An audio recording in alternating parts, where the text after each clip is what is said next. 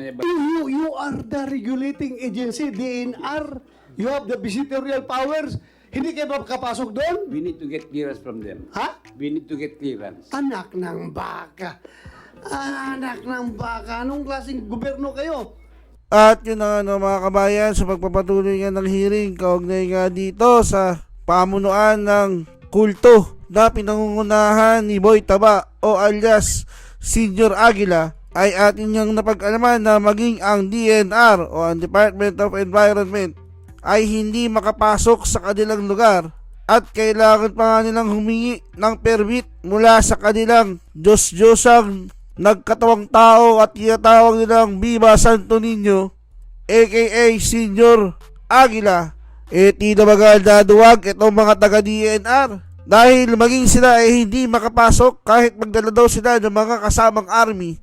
Natatakot sila baka daw ubusin sila ng daang-daang army ni Senior Aguila. Kaya naman hindi nagagawa ng maayos ng DNR ang kanilang trabaho na siyang ikinagalit ni Senator Bato de la Rosa. Sa tingin nyo mga kabayan, dapat na ba talagang pasukin ang lugar ng kultong pinamumunuan ni Senior Aguila? Comment nyo nga sa baba at huwag nyo nga kalimutang i-hit ang like at subscribe button para updated kayo sa upload ko araw-araw kabayan. Panoorin natin ang kabuuan ng video ito. In the interest of fairness, tinitingnan ko yung mga lumang pictures dito, yung nagpasyal tayo sa, anong school yung pinuntahan ko doon? Socorro National High School. Socorro National High Ang mga 1,600 enrollees, including senior high school. So, kaya ko tinatanong ito, relative to the statement made by the DepEd, kasi dito sa figures na binigay sa amin, mas mataas yung dropout rate noong 2019, 110, noong 2021, surprisingly, 39 lang, bumaba noong 2022. Odette hit Socorro, December 16, 2021. Dinala niyo po ako doon sa high school, yung pataas tayo, yung wasak-wasak yung ano, di ba? Kasama ko kayo, wasak-wasak yung taas. So, hindi kaya, in the interest of fairness, hindi kaya tumaas yung mga dropout rate dahil nasira na yung mga school doon sa taas yung pinuntahan natin. Hindi yan? Talagang itong kapihan ng dahilan? Hindi, 20... You answer, Mayor. Vice Mayor. 2019 pa lang yun. Yung pumunta sila sa kapihan. Opo, pero... Wala pa yung 2021 na yung Odette. 2021 si Odette, December 16. Nagpunta naman ako 2022 after Odette. March 2022. Pero noong 2022, konti na lang yung nag-drop out, 25 na kasi nag-drop out na noong 2019. Ganun po ba? Massive. Massive yung dropout, Senator. Ayun, because I have Yung mga figures. naiwan na lang yun. Yung naiwan na lang yung nakita mo doon ng mga estudyante. Pero masasaya At hindi pa yun doon, mga ma'am, membro nila. Masasaya yung naiwan, pati yung mga wala teachers namang- natin doon. Wala namang masaya naman yung mga kabataan Yes. talaga. Pinahinto lang nila. Yes, that's why I mentioned a while ago that they took advantage of the good-naturedness and hospitality of the character of the people of Socorro. Dahil nakita ko nga po yon. And I can still vividly remember that visit, yung hagdan-hagdan, and then meron tayong bahay doon sa gitna. Green, yung mga teachers naka-green. Ayun, salamat din doon sa natikmang kong pagkain nyo, masarap. Thank you, You're Senator most Tolentino. welcome always, Senator. Balik ako kay Mr. Galanida. Mr. Galanida. Yes, Mr. Chair. Yung ibang issues, no? Pwede natin yung mapag-uusapan, pwedeng totoo, pwede hindi. Pero itong pagkasal sa mga bata at saka pilitang pagpakasal at itong pagbabawal na mag-aral sila, pinipigilan mag-aral, that I cannot forgive. Whoever do that, for me it's unforgivable. Kaya once and for all, tanungin talaga kita, binabawalan ba niyo mga bata na pumasok sa eskwelahan o hindi? Wala po akong alam diyan po kasi ako po ay sa 21, Vice Presidente lang. Halili lang ako kung nandoon ng Presidente at saka yung mga policies namin. So sino ang Meron kaming sino ang board. nagbabawal pala? Hindi ikaw. Hindi po. O sino nagbabawal? Ano po? Sino nagbabawal? Hindi ko po alam kung may nagbabawal. Basta ang alam ko lang po ang mga hindi naman mapuwersahan yung Ikaw ang pinaka-elder doon sa grupo kung saan yung mga nasa power, from Kilario sa iyo at saka yung mga ibang opisyalis sa inyong asosasyon. Ikaw ang pinaka well-educated, ikaw yung pinaka dati ka pa nga mayor 3 times ka na mayor. Ito pagdating sa edukasyon ng mga bata, wala kang pakialam. Hindi mo alam at wala kang pakialam. Ang alam ko po ang kahirapan na kahirapan na magpaaral kasi po sa terrain ng aming lugar. Hindi, itatanong kita, hindi niyo binabawalan. Hindi po. Kusang ayaw ng mga bata mag-aral? Sa alam ko po, hindi po yung sa alam ko lang po hindi. Sa alam? Ano? Sa alam mo, hindi. Kasi yung lang ang nakita ko po na wala namang policy ng board na bawalan ang mga bata. Ay, you're telling half truth and half lies, ha? Klaruhin kita. Klaruhin natin ito. Kasi kayo ang policy making body dyan sa kapihan. Tanong ko kung talaga bang pinipigilan nyo mag-aral ng mga bata o hindi. Hindi po, our records will show kung anong pinag-usapan O na bakit walang bata nag-aral? Sige nga, explain to me. Sa It mga- is a natural nature ng bata yan na maghanap ng pag-aaral. Kaya nga yung mga bata dito na lumayas dahil lalaki daw sila na walang pinag-aralan. So yun ang nangyari. Tapos sa inyo, wala nag-aral. Yan ay mga parents doon sa loob may mga parents. I don't believe na itong mga parents na ito ay ayaw nila pagpaaralin yung mga anak nila. At ikaw mismo, I don't believe na ikaw, dati kang mayor, dati kang DepEd superintendent, na ayaw mong paaralin ng mga bata. But how come? How come? How can we explain it to the whole world? Bakit ang mga bata doon ay hindi nag-aaral? Ngayon, you want us to believe that dahil sa kahirapan ng kalsada, which is 3 or 4 kilometers, na babagtasin or lalakarin, kaya hindi papasok mga bata. I don't buy your explanation. I don't buy your explanation. Mr. Chair, please. Yes, go ahead. Meron namang parent po dito. Pwede po sila mismo magkuhan bakit hindi pinaaral nila o hindi nakaaral.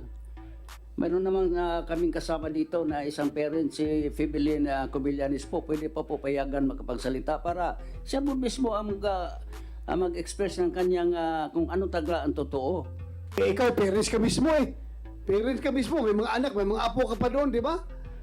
Opo, yung mga anak ko po ay tapos na po nag-aral. At, Bago kasi wala pang kapihan noon. Wala pa. Wala pa. Po. At Oh. may nag-continue naman po through online. Sige nga, sino yung parent na gusto mong magsalita? Yes, alika dito para magbigay linaw ka. Bakit yung mga anak mo hindi nag-aaral? Mr. Chair. Before that, you want to say something, Senator? Yes, Risa? salamat kayo, Yeah. Mr. Chair. Bago yung isang importante sa anong follow-up question ko sa DSWD, follow-up lang kay Mr. Galanida. Sir, di ba narinig niyo po yung presentation ni Attorney Dano? Yung mahaba, mabigat, detalyadong schedule ng iba't ibang levels ng Soldiers of God. Simula po madaling araw hanggang halos hating gabi. Narinig po niyo yung presentation iyon? Yes po, narinig ko po. Opo. So hindi po kaya logical sa pagtanaw namin na kaya pinagbabawal yung mga estudyante mag-aral dahil ang dami na nilang ibang gawain. Doon sa mula agila hanggang fetus, mula 2 a.m. hanggang halos gabi na. So, hindi kaya ang nangyayari ay pinatigil niyong mag-aral yung mga bata dahil gusto niyo silang i-recruit dyan sa Soldiers of God. Nagugulat po ako yung presentation na yan kasi ang marami namang mga activities doon.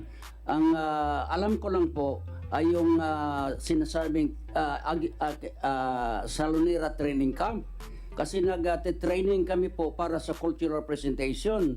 Because Sir, we believe, especially during the COVID years, na yung hindi makapag-aral formally, makapag-aral sila informal or non-formal through cultural development. Yan po. Sir, yung maaring may ilan kayong mga cultural activities doon, pero kahit po yung photo na ipinakita ni Chair, na sabi nung una ni attorney ay cultural event, ay lumabas na flag ceremony. At bakit po kayo magugulat doon sa presentation? Mismong yung mga nagtestigo mula sa Agila, mula sa Agnos, yung isang kababaihan din dito, may marka sa kamay ng mga miyembro ng Soldiers of God. At sabi nila pati yung ilang matatapang na mga bata sa fetus, 7 to 8 years old, may ganung marka.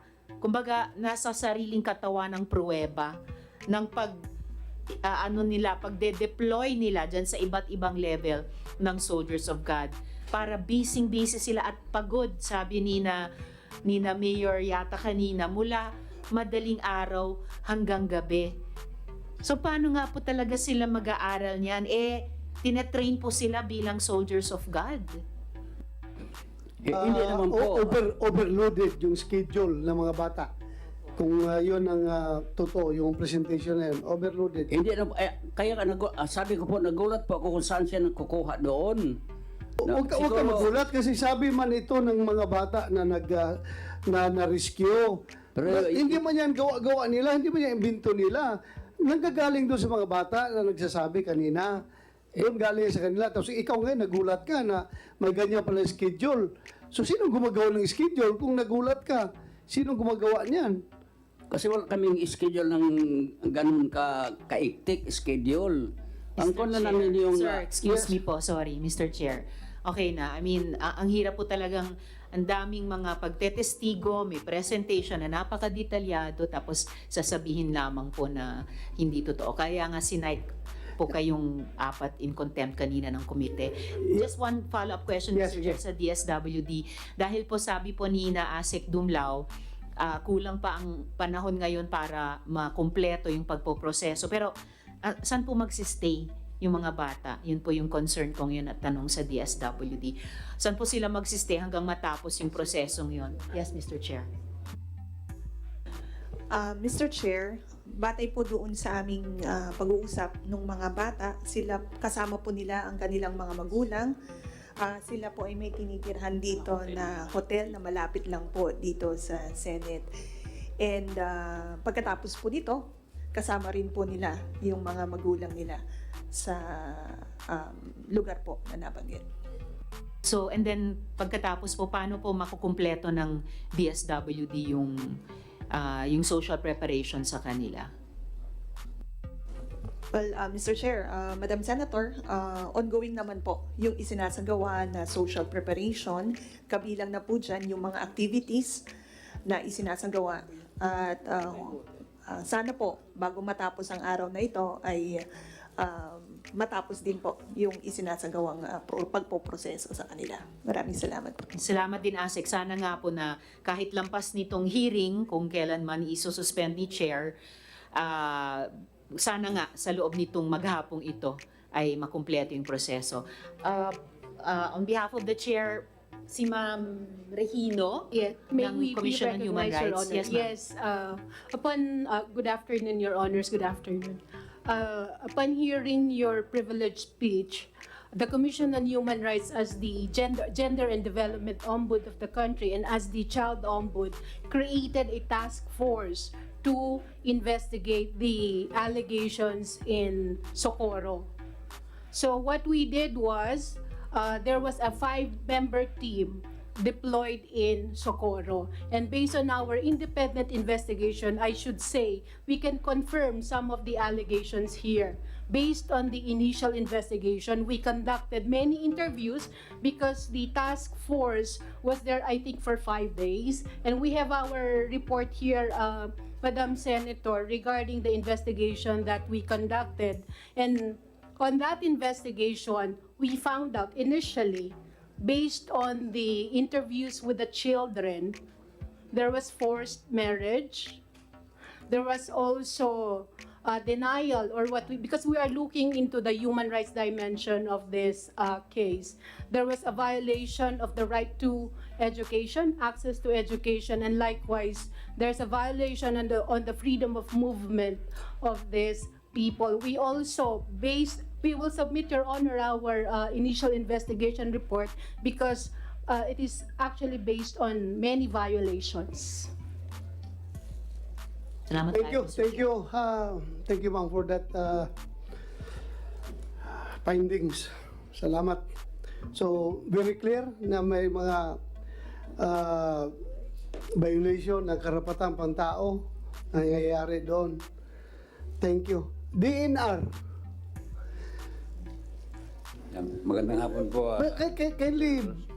Kindly inform this committee paano nangyari yan, yung pagkukontrol nila sa lugar na yan, yung historical background up to the present. Well, actually, sir, Yes. based on records, itong Socorro Bayan Services Incorporated is one of the 12 PAC-BARMA that we have issued so far in the island of What's Siargao. PAC-BARMA? Protected Area Community-Based Resources Management.